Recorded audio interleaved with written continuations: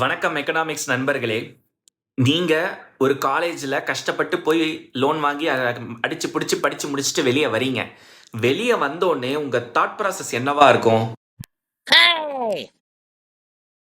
படிச்சு முடிச்சிட்டோம், நல்ல வேலைக்கு போறோம், நல்லா சம்பாதிக்கிறோம், செம்மையா சேர்த்து வைக்கிறோம், வீடு வாசல்னு கட்டுறோம், சொத்துக்களை வாங்குறோம், கல்யாணத்தை பண்றோம், கப்புள் கோல்ஸ் ஸ்டேட்டஸை போடுறோம். Meanwhile,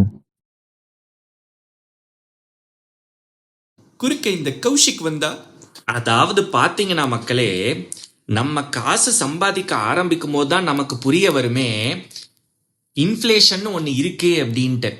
நமக்கு டக்குன்னு தோணும், என்னடா சம்பாதிக்க சம்பாதிக்க கையில் எதுவுமே நிற்க மாட்டேங்குதுடா, எங்கே தாண்டா போகுது அப்படின்னு சொல்லிட்டு நம்ம யோசிப்போம்.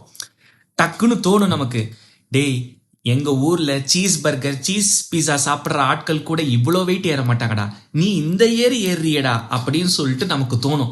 அதாவது நம்ம வாழ்க்கையில் தினம் தினம் ஒரு விஷயம் குஜிலிமஸ் பண்ணிக்கிட்டே இருக்குன்னா அது இன்ஃப்ளேஷன் மட்டும்தாங்க. நல்லா சம்பாதிச்சுட்டு வருவோம், வர்றதுக்குலாம் ஒன்றுமே இருக்காது. அதுதான் இன்ஃப்ளேஷன். இந்த இன்ஃப்ளேஷனை பற்றி தான் நம்ம விலாவரியாக இந்த வீடியோவில் நம்ம பார்க்க போகிறோம்.